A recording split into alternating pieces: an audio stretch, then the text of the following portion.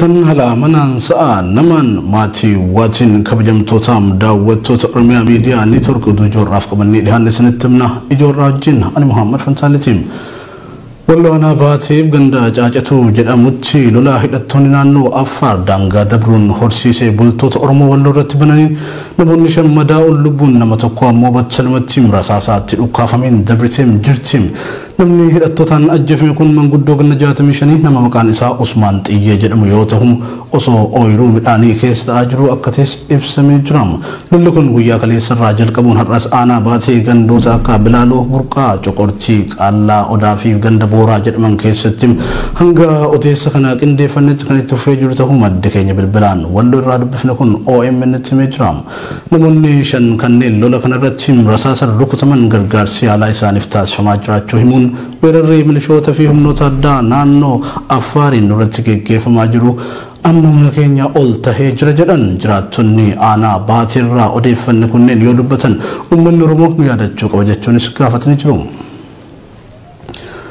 Barakuma lamaa fi 14 mormii master plaaniin wal qabateen barattoota yuunivarsiitii Haramayaatti qabamanii hidhaman keessaa tokko kan ture dargaggoo Nimoonaa Urgeessaa waggaa firii oliif Obbo Baqqalaa Garbaa waliin Qiliinxoomaa Kalaawii hanga Qaallittiitti hidhamuudhaan mana murtiitti deddeebi'aa ture.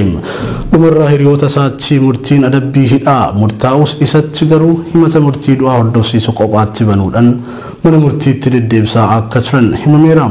Ergasiin hidhamtoota maqaa dhiifamaan hiikaman keessaa tokko ta'eem hiikameem tibbana ammoo humnoota mootummaatiin butamim akka hidhamim haati warraasaa Aadde Biiftuu Tashoomaa OMN itti himteem akka haati warraasaa Aadde Biiftuun Oromiyaa Miidiyaa Neetwork itti himtetti Nimoonaan waggoota baay'eef mana hidhaa keessatti dararamaa ture. Maqaa dhiifamaatiin erga gadhiifamee booda jireenya isaa jiraachaa ture. Tibbana erga artistii Hacaaluun ajjeefamee booda humnoonni tikaa mootummaa barbaadaa waan turaniif jireenyi keenya tasgabbaa'aa hin turre. Nuti magaalaa Sabbataa jiraannaa Nimoonaan jireenya keenyaaf jedheem giroosarii baneem hojjetamu. Humnoonni mootummaa dhufanii qabeenya keenya caccabsaa turan. Maqaa Nimoonaa barbaadutiin giroosarii fi meeshaa keessa jiru hundumaa caccabsan. Xumura irratti ammoo Nimoonaa hordofanii isaa hiriyoota isaa bira Finfinnee dhaqee halkan sa'aatii 4tti ukkaamsanii Finfinnee naannawaa hospitaala Phaawulositti mana barumsaa keessatti akka hidhan himti haati warraasaa Aadde Biiftuu Tashoomaa. Aadde Biiftuu Tashoomaa abbaa warraa isii argitee nyaata fi huccuu jijjiirraa akka geessteefis Oromiyaa Miidiyaa Neetwork itti himtee jirti. Nimoonaan erga mana hidhaatii maqaa dhiifamaatiin bahee bultii jaarrateem waggaa tokkoom hin guunne. Erga artist Hacaaluu Hundeessaa ajjeefameen booda maqaa maatii isaa gargaara jedhuun bulchiinsi mootummaa naannoo Oromiyaa karaa dabballoota isaatiin uummata naannichaa irratti dirqama taasisuun mallaqni hawaasarraa sassaabamaa tureera. Qarshiin guurame kun kan akkaawuntii baankii daldala Itoophiyaa qofatti galii ta'een birrii miliyoona 75 olitti kan shallagamuudha. Kan akkaawuntii baankii gamtaa Oromiyaatti baname irratti guurames birrii miliyoona 50 ol akka ta'etu himamaa jira. Oromiyaa International Bankittis mallaqni guddaan maqaa gargaarsa maatii Hacaaluutiin sassaabamee akka jirus keessa beektonni dubbataa jiru. Kun ta'ee osoo jiru guyyaa dheengaddaa ayyaana bara haaraa Itoophiyaa sababeeffachuun mootummaan naannoo Oromiyaa maatii artist Hacaaluu Hundeessatiif maqaa gargaarsatiin birrii miliyoona 10 qofa kan laateef horii walitti qabamaa ture kana ilaalchisuun komii jiraattota godinaalee Oromiyaa hedduurraa dhagahamaa tureera. Ajjeecha artist Hacaaluu Hundeessaa hordofuun hokkora dhalateen qabeenya naannichaatti manca'ee bakka buusuuf jecha mootummaan maqaa artistii kanaatiin daldalaa jira jechuun namoonni hedduun komii kaasaa jiru. Godina Jimmaa magaalotaa fi gandoota hedduu keessatti hidhaa fi doorsifni waraanaa mootummaatiin uummata nagaa irratti raawwatamaa jiru hammaatee jiraachuu maddeen gabaasan. Labsii gura geejjibaa fi qoqqobbii diinagdee marsaa afuraffaa qeerroon labsamee ture irrattillee qeerroon Jimmaa magaalota garaagaraa keessatti qooda bahachaa turuu maddi kun ibseera. Akka godina Jimmaatti namoonni 2400 ol humnoota tikaa mootummaa Itoophiyaatiin hidhamanii akka jiran namni garsii bilbilaan dubbifne kun himeera.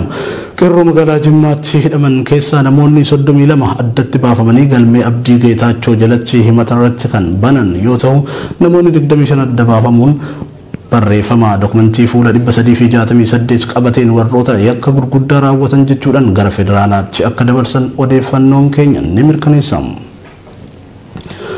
Oromiyaa iddoowwan hedduutti duulli namoota nagayaa hidhuu cimeetti feeraam mormii gura geejjibaa fi qoqqobbii diinagdee marsaa afraffaa akka guutuu Oromiyaatti geggeeffamaa ture wal qabate waraanni mootummaa namoota nagayaa hedduu walitti funaanuun hidhaatti guuraa jiraachuu maddeen OMN bilbilaan dubbisee fo'umsan akka fakkeenyaatti magaalaa Awwadaay keessaa qeerroowwan hedduun ji'oota lamaan dura hidhaman hamma ammaatti mana murtiitti osoo hin dhihaatiin dararamaa kan jiran ta'uu namni garsii dubbifne OMN Timejiram hiriira qarree fi haawwaniin geggeeffamaa ture hordofuun ijoolleen umriin isaanii 15-18 hedduun hidhamanii turan.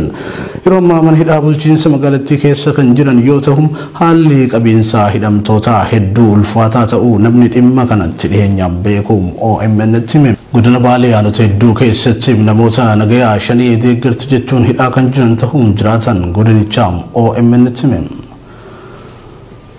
Kabajamtoota daawwattoota Oromiyaa Miidiyaa Neetwoorkii oduun ijoon ammaaf qabannee dhiyaannee tanan gammaatti nu hordofaa turtanidha. Babal'ina oduu keenya kanaan oduu keenya idilee keessaa argattum. Oduu isinitti mul'isu wajjin kan ture Muhammad Fansaaleetii gama ogummaa kaameraa fi gulaallee suur sagaleetiin abdii Jamaal Turajjiin.